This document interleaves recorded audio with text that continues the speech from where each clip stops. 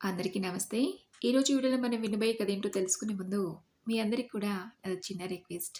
కొత్తగా మన ఛానల్ చూసిన వాళ్ళు తప్పకుండా ఒక లైక్ చేసి, మీ ఫ్రెండ్స్‌కి, ఫ్యామిలీ మెంబర్స్‌కి షేర్ చేయండి. అలాగే ఇలాంటి ఎన్నో మంచి మంచి కథలు వినాలనుకుంటే ఛానల్‌ని వెంటనే సబ్స్క్రైబ్ చేసుకొని, పక్కన ఉన్న బెల్ ఐకాన్‌ని క్లిక్ చేయండి. మరి ఇప్పుడు లేట్ చేయకుండా కథలోకి వెళ్ళిపోదాం. ఓ రోజు నేను ఆఫీస్‌లో ఉండగా మా పక్కింటి వాళ్ళ నుండి ఫోన్. మీ అమ్మకి హార్ట్ అటాక్ వచ్చిందని హాస్పిటల్‌లో జాయిన్ చేశామని. విషయం విని పరుగు పరుగున వెళ్ళాను. అయినా లాభం లేదు. అప్పుడే ఆ అమ్మ కన్ను మూసింది. నిర్జీవంగా హాస్పిటల్ బెడ్‌పై పడి ఉన్న అమ్మని చూసి తట్టుకోలేకపోయాను. చివరిసరిగా అమ్మని ప్రాణాలతో చూడలేకపోయానని, తనతో ఏమీ మాట్లాడలేకపోయానని, అమ్మ ఇక లేదనే విషయం జీర్ణించుకోలేకపోయాను. ఉన్న ఒక్కగానొక తోడును కోల్పోయానని అమ్మ మీద పడి బోర్న ఏడ్చాను. ఎంత ఏడ్చినా ఏం లాభం? అమ్మ తిరిగి రాదని తెలిసి. ఇంతకాలం నాన్న లేని లోటును తెలియకుండా తల్లి, తండ్రి అన్నీ తానే అయి నన్ను పెంచి పెద్ద చేసిన అమ్మను, అమ్మ నన్ను ఒంటరిదాన్ని చేసి వెళ్ళిపోయిందనే విషయం తెలిసి తట్టుకోలేకపోయాను. మాకు వెనక ముందు ఎవరూ లేరు. నా స్నేహితులు, ఇరుగు పొరుగు వాళ్ళ సహాయంతో అమ్మ అంత్యక్రియను పూర్తి చేశాను. అమ్మ అంత్యక్రియలు పూర్తవడంతో అందుకోసం వచ్చిన నా స్నేహితులు, చుట్టుపక్కల వాళ్ళంతా తిరిగి వెళ్ళిపోయారు. ఎప్పుడు పని, ఆఫీస్ అని బిజీగా ఉండే నాకు ఆఫీస్‌కి వెళ్ళాలనిపించలేదు. నేను ఇంట్లో ఉన్నంతసేపు అమ్మ అమృత ఇది కావాలా? అమ్మ అమృత అది కావాలని అస్తమానం అమ్మ పిలిచే తీయని పిలుపు వినపడకపోయేసరికి ఏదోలా అనిపించింది. అమ్మ లేకుండా ఇంట్లో ఇంట్లో ఉండటం ఇదే మొదటిసారి. ఎటు చూసినా అమ్మ రూపమే కనబడుతుంది. ఇంట్లో అటు ఇటు తిరుగుతూ ఏదో పని చేస్తున్నట్టు. కానీ అమ్మ ఉందని దగ్గరికి వెళ్ళగానే మాయమైపోతుంది. అమ్మ ప్రాణంతో ఉండి ఉంటే ఎంత బావుండు. అమ్మతో చాలా విషయాలు చెప్పాలి. మేమిద్దరం కబుర్లు చెప్పుకొని చాలా రోజులైంది. నేను స్కూల్ నుంచి, ఆ తర్వాత కాలేజీ, ఆ తర్వాత ఆఫీస్ నుంచి రాగానే అమ్మ ఎప్పుడు అడుగుతుండేది. అమ్మ అమృత ఏంటి విశేషాలు? ఇవాళ నీకు రోజు ఎలా గడిచింది? అని. అమ్మ నేను రాగానే రోజు అదే ప్రశ్న వేస్తే విసుగ్గా అనిపించినా, అమ్మకి కాసేపు కాలక్షేపంగా ఉంటుందని ఓపికగా అన్ని విషయాలు చెప్పేదాన్ని. అలాంటిది ఇప్పుడు ఆ విషయాలన్నీ అడగడానికి అమ్మ లేదు. అమ్మ ఫోటో ముందు దీపం వెలిగిస్తూ అమ్మ ఫోటో కేసి చూశాను. ఆ అమ్మ చిరునవ్వుతో నన్ను చూస్తున్నట్టు అనిపించింది. చిన్నప్పుడు ఎప్పుడైనా అంతలా నాకు నాన్న లేడని బాధపడితే, బాధపడకు అమృత, నీకు నాన్నైనా అమ్మనైనా అన్నీ నేనే. నీకే లోటు రాకుండా చూసుకోవడానికి నేనున్నాను కదా అనేదమ్మ. ఓ స్నేహితురాల్లా సలహాలిస్తూ, నాన్నలా ధైర్యం చెప్తూ, అమ్మలా ఆలన పాలన చూస్తూ అన్నింటా నాకు తోడుగా ఉండే అమ్మ ఇక మీదట లేదు అనే విషయాన్ని నేను ఇంకా నమ్మలేకపోతున్నాను. అలా అతి కష్టంగా 2 రోజులు గడిచాయి. అమ్మ చనిపోయి అప్పటికే 3 రోజులవుతుంది. మధ్య మధ్యలో నా ఫ్రెండ్స్ వచ్చి పలకరించి వెళ్ళినంతసేపు తప్ప మిగతా సమయంలో అమ్మ లేని ఒంటరితనాన్ని నేను భరించలేకపోతున్నాను. ఏం చేయాలో అర్థం కావట్లేదు. ఇల్లంతా చిందరవందరగా ఉంది. అమ్మకిలా ఇల్లు ఉంటే అస్సలు నచ్చేది కాదు. ఎక్కడి సామాన్లక్కడ సర్దుకుంటూ వచ్చాను. చివరగా ఆ అమ్మ బీరువా సర్దామని తెరిచి చూశాను. బీరువా అంతా చాలా నీట్‌గా సర్దుంది. చక్కగా ఫోల్డ్ చేసి పెట్టుకున్న అమ్మ చీరని ఓసారి నా చేత్తో తడిమాను. ఆ పక్కనే ఆ అమ్మ డైరీ కనబడింది. అమ్మకు రోజూ డైరీ రాసుకునే అలవాటుంది. దాన్ని నా చేతిలోకి తీసుకొని గుండెలకు హత్తుకున్నాను. ఒక్కసారిగా అమ్మ నా కళ్ళ ముందు ప్రత్యక్షమయ్యి మాయమైనట్టు అనిపించింది. అమ్మ తన డైరీలో నా గురించి ఏమైనా రాసుకుని ఉంటుందా అని ఆతృతగా తెరిచి చదివాను. మొదటి పేజీ తెరవగానే నా 2 కళ్ళు అందులో ఉన్న అక్షరాల వెంట పరుగులు పెట్టాయి. రోజువారీ విషయాల్నే అమ్మ తన డైరీలో రాసుకుంది. మా ఇద్దరి మధ్య సంభాషణలు, నా పుట్టినరోజు వేడుకను ప్రత్యేకంగా జరుపుకున్న దాని గురించి, అందులో అమ్మ గడిపిన ఆనంద క్షణాల గురించి ఇలా ప్రతిదీ రాసుకుంది. డైరీ చివరి పేజీల్లో కొన్ని చోట్ల నా గురించి ప్రత్యేకంగా రాసి ఉంది. ఒక్కచోట అమ్మా అమృత, నువ్వు అందనంత ఎత్తుకు ఎదగాలని కోరుకున్నాను తల్లి. కానీ నాకే అందకుండా ఉండిపోవాలని కోరుకోలేదమ్మా. నాతో కాస్తంత సమయం గడిపే తీరిక కూడా నీకు లేదా? నీకు 4 ఏళ్ల వయసున్నప్పుడు మీ నాన్న పోయారు. మీ నాన్న పోయే పుట్టెడు దుఃఖంలో ఉన్నా నిన్ను చూసుకొని నాకు నువ్వు ఉన్నావని ధైర్యం తెచ్చుకున్నాను.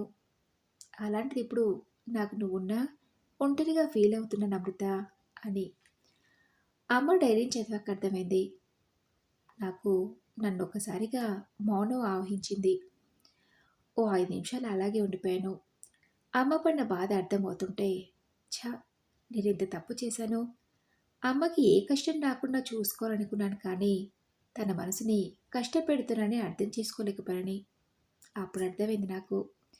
ఊహ తెలిసినప్పటి నుంచి కనీసం చిన్న జ్వరమైనా రాని అమ్మకి గుండె నొప్పి ఎందుకొచ్చిందో, అది కూడా మొదటి స్ట్రోకే ప్రాణాలు ఎందుకు కోల్పోయిందో. ఇంత చేసినా అమ్మ నన్ను క్షమిస్తుందని నాకు తెలుసు. కానీ నన్ను నేను ఏమాత్రం క్షమించుకోలేను, ఎప్పటికీ క్షమించుకోలేనని గుండెల అవిసెలా ఏడ్చాను. అమ్మ విషయంలో క్షమించడానికి తప్పు చేసిన ఏడుస్తున్న నేను అప్రయత్నంగానే గతంలోకి వెళ్ళాను. నా పేరు అమృత. మా అమ్మ నాన్నలు ప్రియంవద, శేఖర్లు. వాళ్ళకి నేనొక్కదాన్నే కూతుర్ని. అమ్మా నాన్నలది ప్రేమ వివాహం.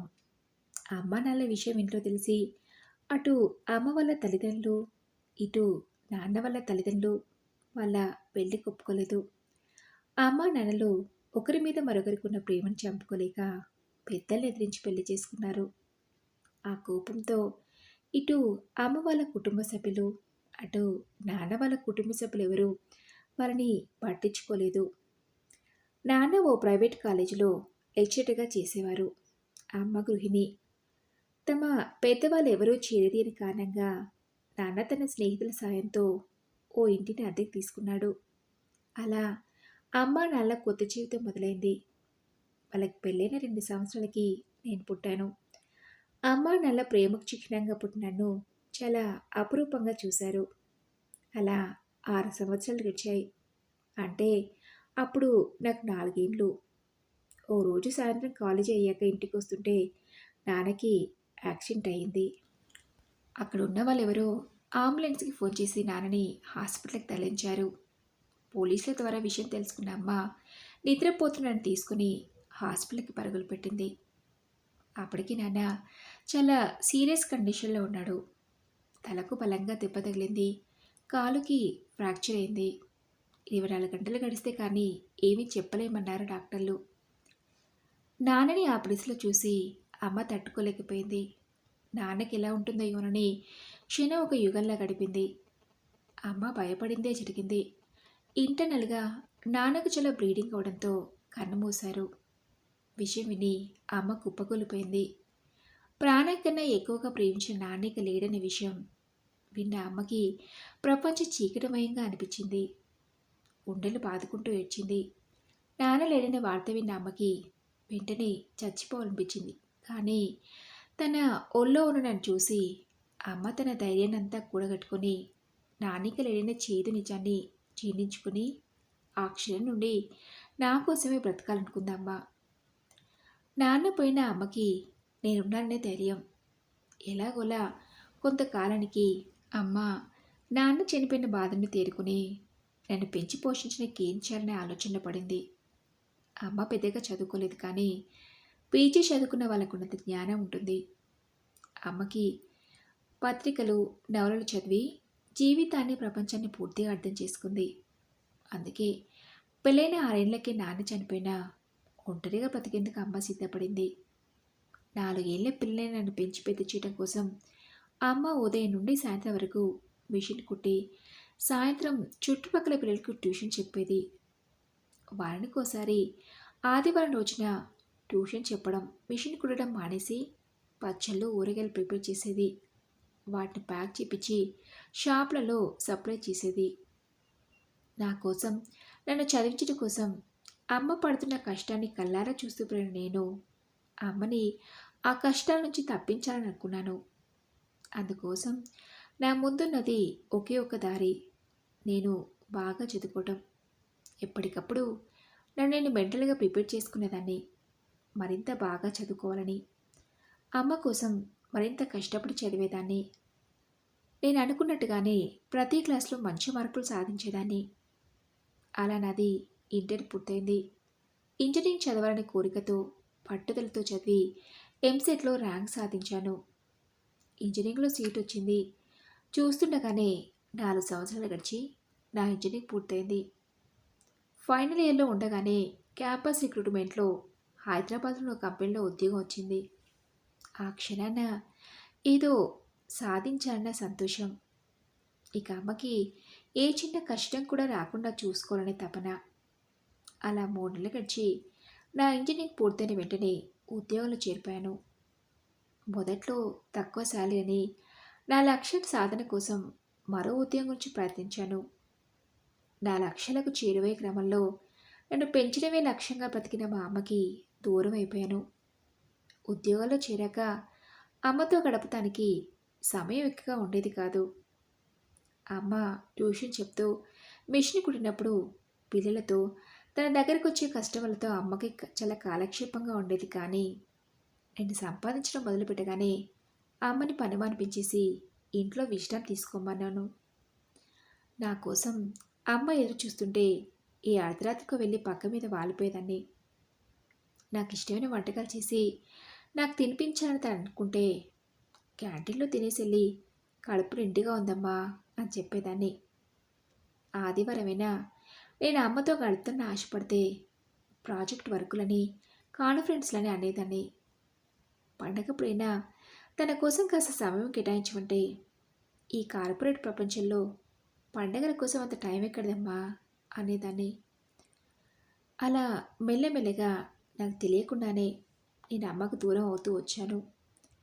నేను హైదరాబాద్లో ఉద్యోగం చేసినంత కాలం అమ్మకి ఒంటరిగా ఉన్న భావన ఎప్పుడు కలిగేది కాదు.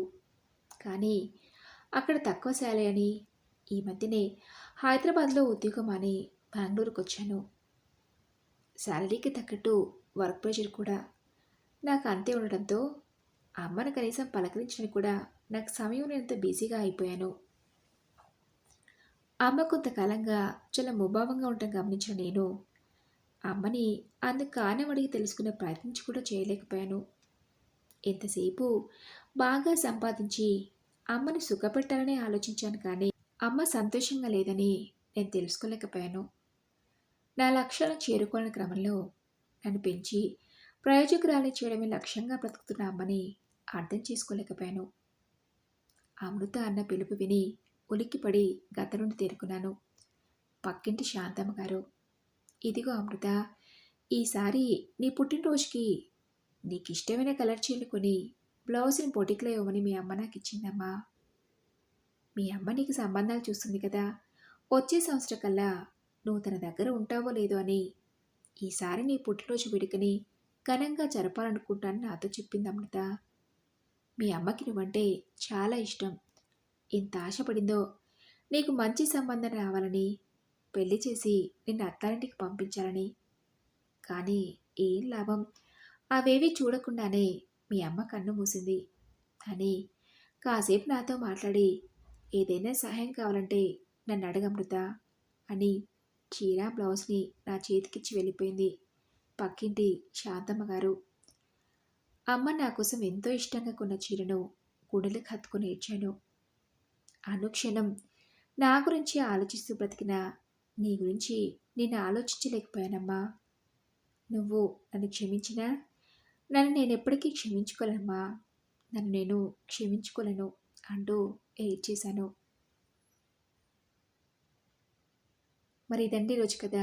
ఈ కథపై మీ విలువైన అభిప్రాయాల్ని నాతో కామెంట్ బాక్స్లో షేర్ చేసుకోండి. అలాగే ఈ కథ మీకు నచ్చింది అనుకుంటున్నాను.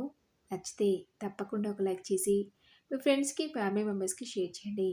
అలాగే ఇలాంటి మరెన్నో మంచి మంచి కథలు అనుకుంటే ఛానల్ని వెంటనే సబ్స్క్రైబ్ చేసుకొని పక్కనే ఉన్న బెల్ ఐకాన్ని క్లిక్ చేయండి. నెక్స్ట్ వీడియోలో మరొక మంచి కథతో కలుసుకుందాం. Thank you for listening.